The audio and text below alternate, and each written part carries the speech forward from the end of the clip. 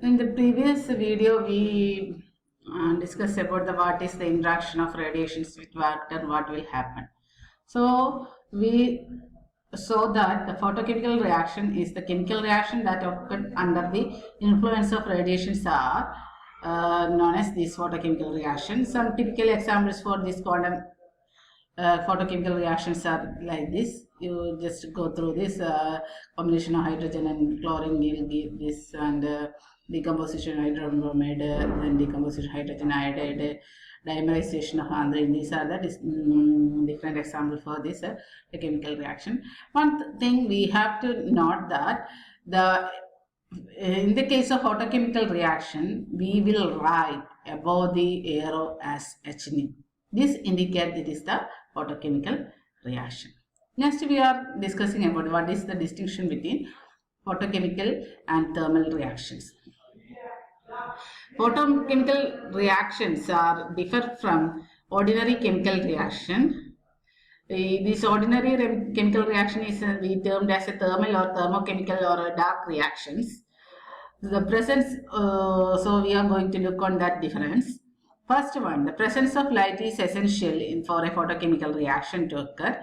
But in the case of thermal reaction, there is no need for the presence of light. So that thermal reaction is occur in the even in the dark also.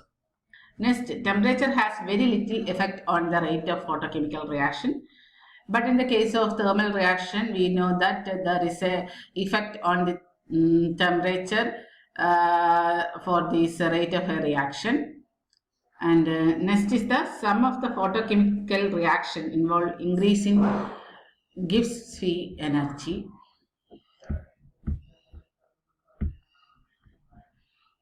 Gives free energy of the reacting system. We know that almost all chemical reactions, thermal reactions involved a decrease in free energy. Decrease in free energy. But in the case of photochemical, some photochemical reaction, this increase in free energy will occur. Photochemical activation is highly selective.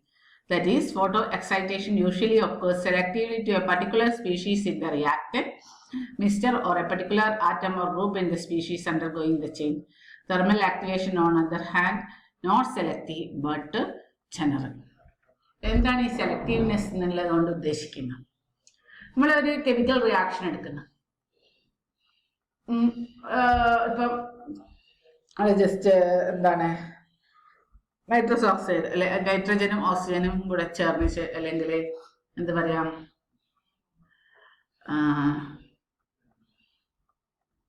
ചേർന്നിട്ടൊരു reactant, രണ്ട് വാതകങ്ങൾ, രണ്ട് molecules react. That are different types of molecules undergo a reaction. These two types of molecules are interacting with each other or colliding with each other. Then only the threshold energy will occur and activation will happen and will give the product. But in the case of photochemical reaction, if there is a two types of molecule, then also only one will undergo photochemical changes.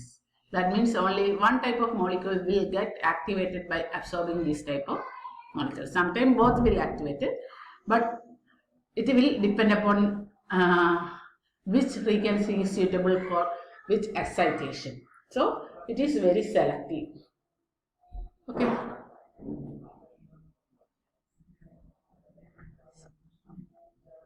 So what are the different processes occurring photochemical reaction, or what is happen after absorbing light in photochemical reaction? We can divide these photochemical reactions in two type.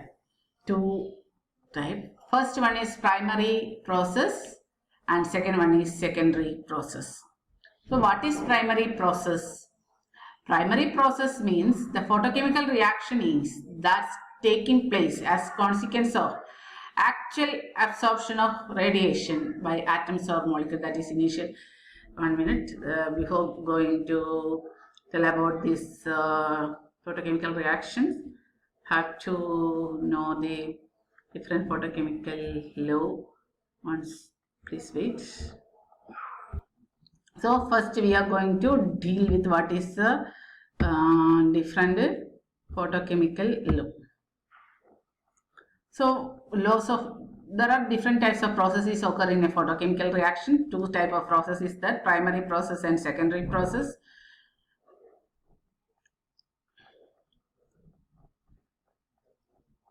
So first law of photochemistry is known as Grotthuss-Draper law or first law of photochemistry.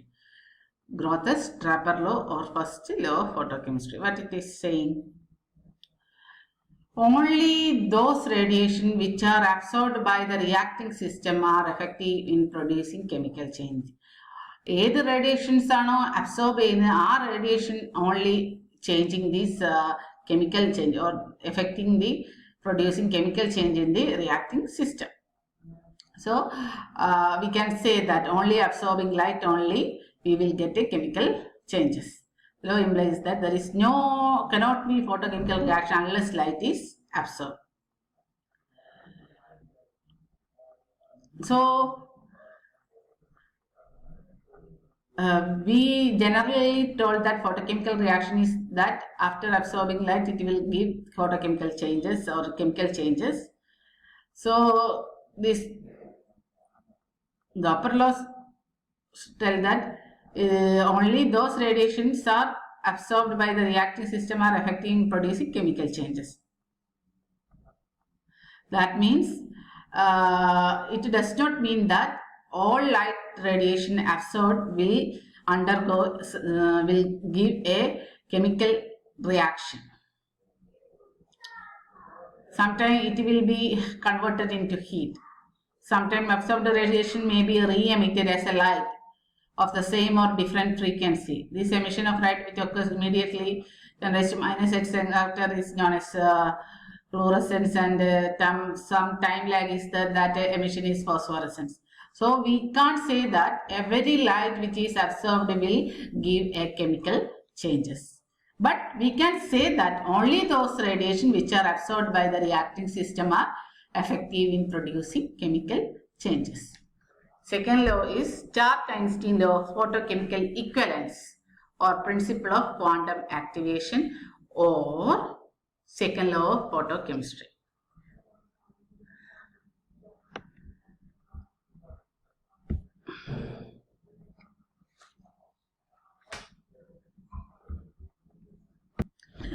What Stark-Einstein law states, each molecule getting activated by light in photochemical process absorb one quantum of radiation which cause the activation. That is, some chemical changes is occur after absorbing radiation എന്ന് പറഞ്ഞില്ലേ. അപ്പോൾ എന്താണ് പറഞ്ഞത്? ഓരോ മോളിക്യൂളും activate ചെയ്യുന്നത് ഓരോ one quantum of energy absorb ചെയ്തിട്ടാണ്. അതായത് ഒരു ക്വാണ്ടം ഓഫ് എനർജി അബ്സോർബ് ചെയ്യുമ്പോൾ ഒരു മോളിക്യൂൾ, ഏത് മോളിക്യൂളാണ് അത് അബ്സോർബ് ചെയ്യുക, that will undergo some activation. That is told by Stark-Einstein, and this law is known as second law of photochemistry or Stark-Einstein law of photochemical equivalence.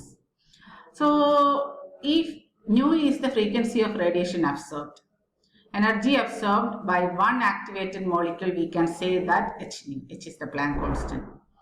Upon we can tell the energy absorbed per mole is given by only one molecule and നമ്മൾ പറഞ്ഞ h nu. So energy absorbed per mole in that energy into an Avogadro number of n0 into h nu.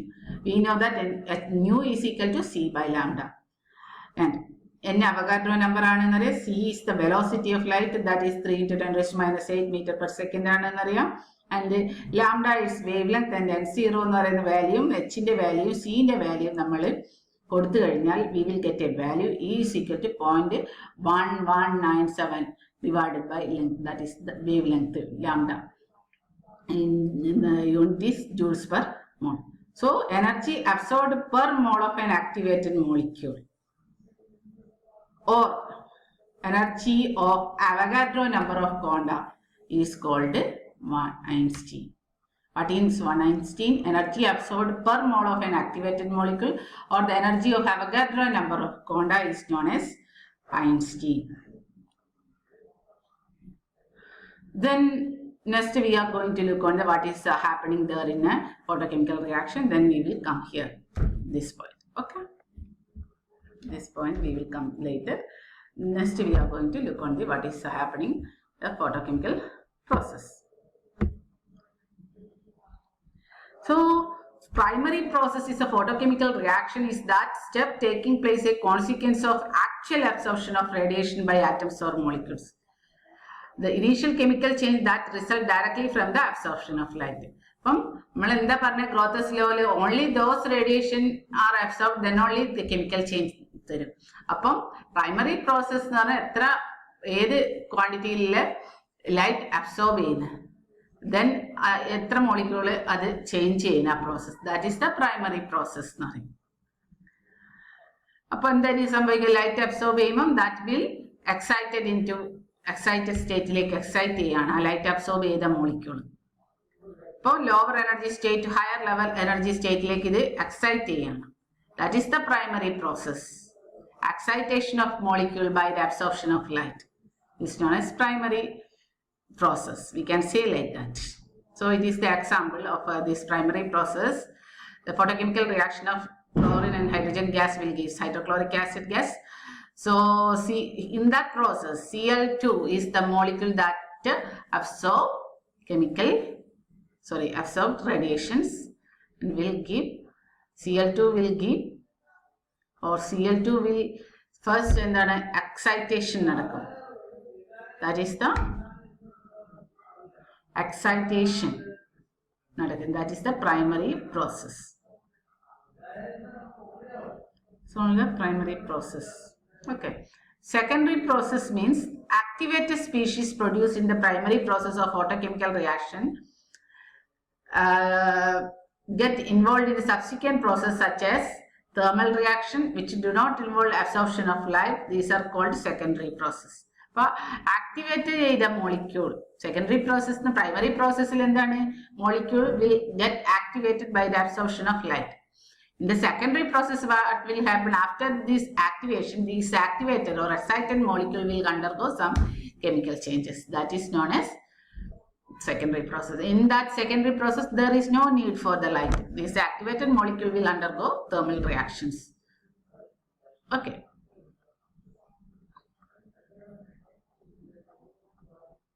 So in a photochemical combination, H2Cl2 will give 2HCl. So Cl2 absorb light is the primary process. Then Cl2, the secondary process will, and Cl2 plus H nu, it will undergo excitation. Then that will undergo cleavage of this bond. In a thermal reaction, we know that all the molecules are bonded, most of the molecules are bonded by covalent bond. Covalent bond, we know that molecule electrons are sharing each other to form a covalent bond. So, most of the chemical reactions is of this bond cleavage. You learned about bond cleavage. Bond cleavage bond cleavage is two types, heterolytic cleavage and homolytic cleavage. Heterolytic cleavage is covalent bond sharing molecule. A shared molecule ഏതെങ്കിലും ഒരു ആറ്റത്തിന്റെ സൈഡിലേക്ക് പോവുക എന്നിട്ട് bond break ചെയ്യുക. So there will be forming a ions, cation ഉണ്ടാവും, anion ഉണ്ടാവും. But in the case of homolytic cleavage, എന്ത് സംഭവിക്കും, shared molecule electron ഓരോന്നിലേക്ക് തന്നെ പോവുക. അപ്പോൾ എന്ത് സംഭവിക്കും, equal distribution of this electron will happen. Shared electron will happen. Free radicals. In the case of photochemical reaction, bond cleavage means is a homolytic cleavage. So free radical will form. So Cl2 will absorb light and will undergo excitation. From there, that excited Cl2 molecule will give 2 chlorine free radical. That is known as chain initiating step. Chain initiating step. Next is the chain propagating step. There, this Cl free radical will react with H2, will give HCl and a H free radical. Then that H free radical will react with the Cl2, will give HCl and a Cl free radical. So there will be a number of free radical will forming. That is the chain propagating step. So last is the chain terminating step. That will be the free radical Cl will combine to form Cl2, that is the chain terminating step. So these all steps are involved in the secondary process. Another reaction also give as an example, iodine, hydrogen iodide will decomposes into hydrogen